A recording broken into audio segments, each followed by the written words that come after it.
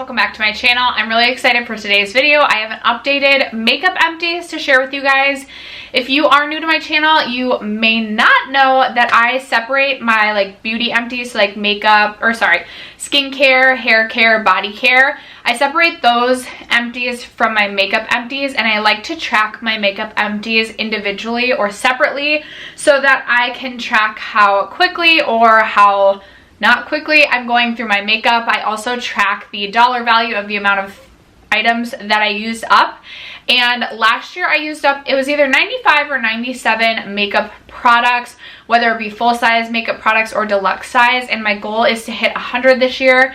So I'm really excited to update you guys on all of the makeup products that I have finished up since August. I think that was the last time that I posted an updated makeup empties, and I probably won't post another update until the end of year empties, but I'm super nerdy and really excited because this weekend I spent some time on Excel and made a spreadsheet of each individual category and how many products I've used, the total value for primers that I've used up, and then I averaged the amount of primers with the total to see what the average amount of one individual primer I use costs. I don't think I'm making sense, but we're gonna have a lot to unpack during that final empties video at the end of the year, which I'm really excited about.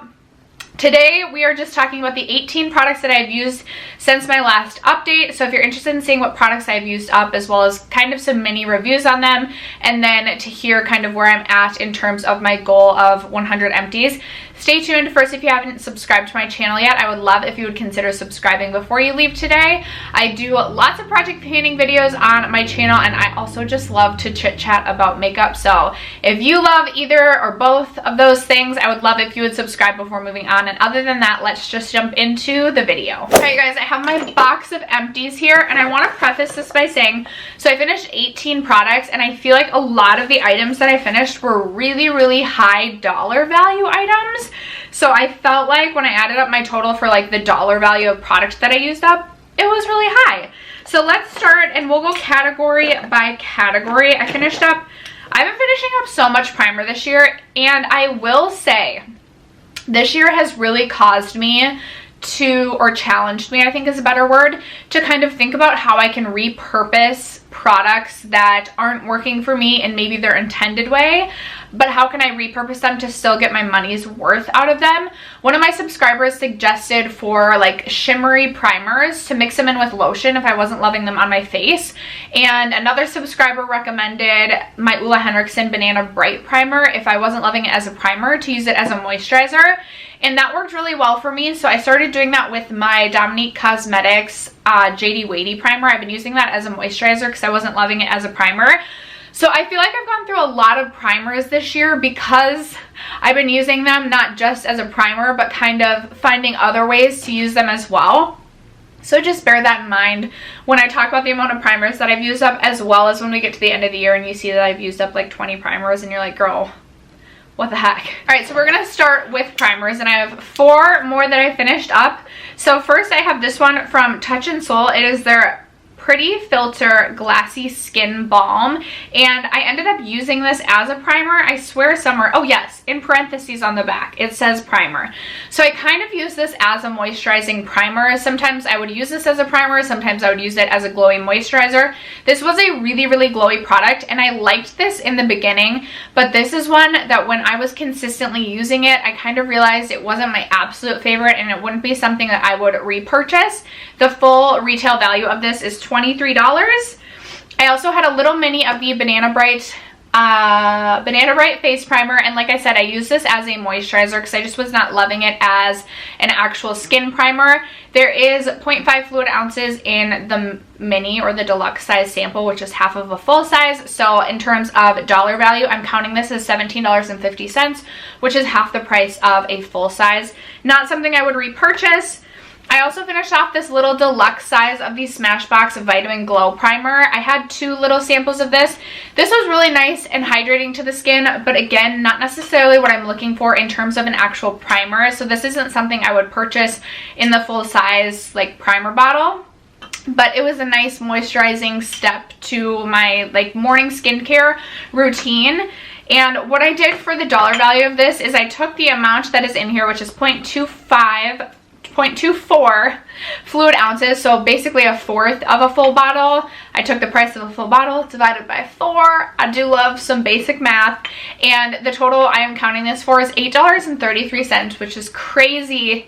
This little bottle had $8.33 worth of product in it, but it did.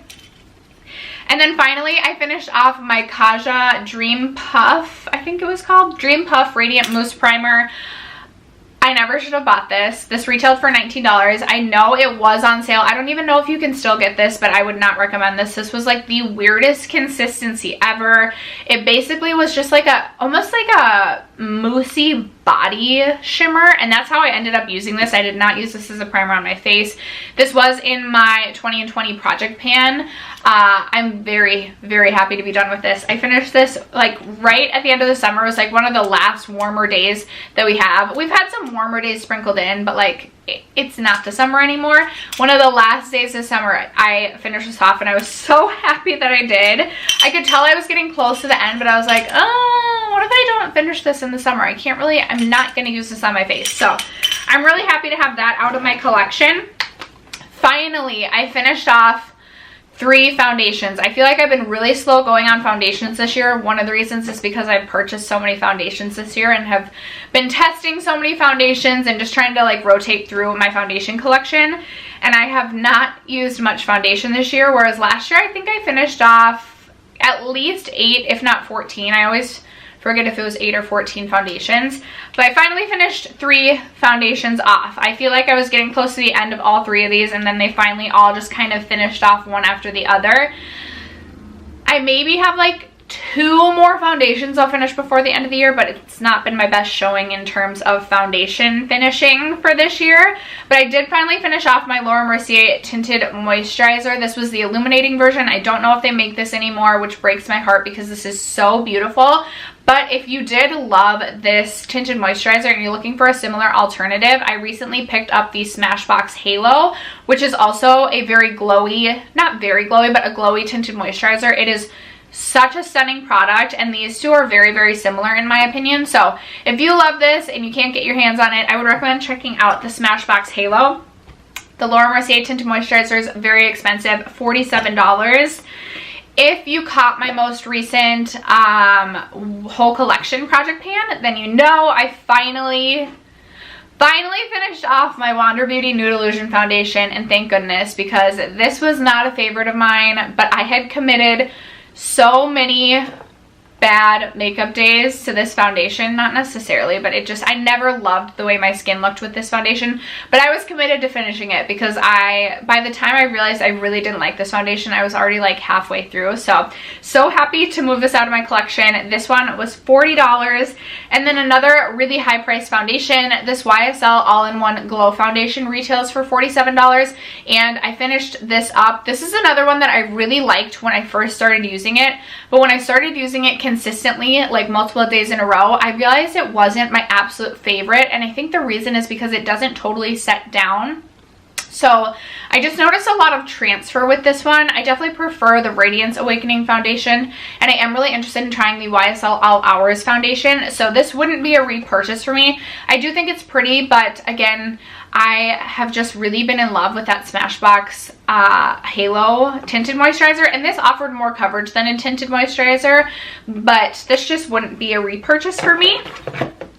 I also finished off a couple of sprays. So I finished off my Caudalie Beauty Elixir. This is another really, really high priced product, coming in at $49, and this just wasn't an absolute favorite of mine. I usually use this as a priming spray, or I would use it between, like while I was doing my makeup, to just freshen up my skin and give it a little bit more of a glow, maybe melt my powders down a little bit. But I just think it's too expensive for what it is, and I definitely won't be repurchasing that one. And then I also finished off my Glow Recipe Watermelon Glow Ultra Fine Mist. This is my second bottle of this. I do really like this. I think it gives a really beautiful glow. The only thing I don't love about this product is that it has a really, really short shelf life of 6 months, and truly if you don't use it within the 6 months, it does start to lose like its pink color, and it does start to smell a little bit off. So I don't know that I will repurchase this one. If you guys have any other great glowy sprays you love, I like the Tatcha one, but that one's so easy to go overboard with, and it's also very pricey. I'm using the Innisfree, I'm probably mispronouncing that name, that dewy spray, which is really pretty, but I feel like you have to go very heavy-handed with that in order to get the glow. I would be interested in trying the Urban Decay All Nighter Glow, and then my friend Candace just sent me the Too Faced Watermelon Glow Mist, which is really, really beautiful, but I don't think you can get your hands on that one anymore either. So if you guys have any good glowy spray recommendations, I would love to hear them down below. I also finished off my Hourglass Veil Translucent Setting Powder. This retails for $47, and this is a beautiful powder. I will definitely be picking up a backup during the upcoming Sephora VIB sale because I need this in my life. This and the Glossier Louder, so good.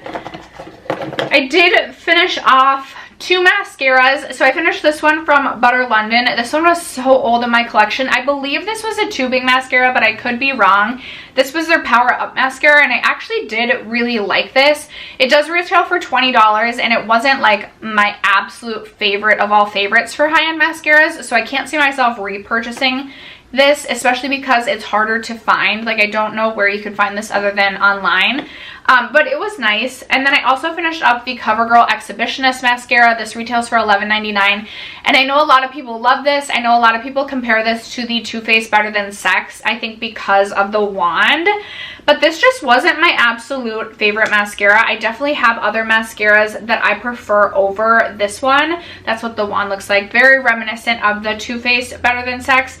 I could probably get a little bit more use out of this one, but this has been open for well over 4 months at this point, and there's like product on the outside that's like dried, so it's like really hard for me to open this as well.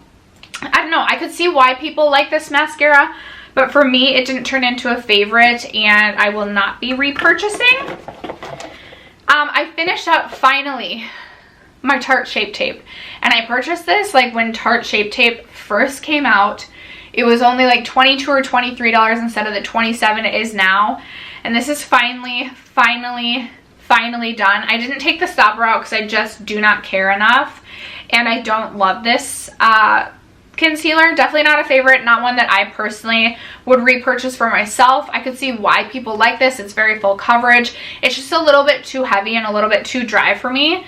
I don't know if you guys can tell, my bottle, so it was in my car on a really hot day, and the plastic like expanded. So it's so oddly shaped. This has no relevance to the video at all, but thought I would throw that out there and laugh with you. $27 for that. I do have 4 lip products that I finished up. Go me. So I did finish up my Kopari Pinkini lip glossy. I do love the Kopari lip glossies. Pinkini was a really beautiful, like bright, vibrant pink. I don't know that I would purchase this specific shade again. I would probably just go with the clear, and then I would go with like the Tower 28 lip gloss if I was looking for a tinted lip gloss, just because I noticed that this one can stain the lips, and it also can kind of transfer a little bit just because it is a glossier gloss, but it is really hydrating to the lips, and I do really enjoy the Kopari lip glossies. They retail for $13. I also finished off finally my Bite Beauty French Press lip gloss in the shade Flat White. I actually do have a backup of this.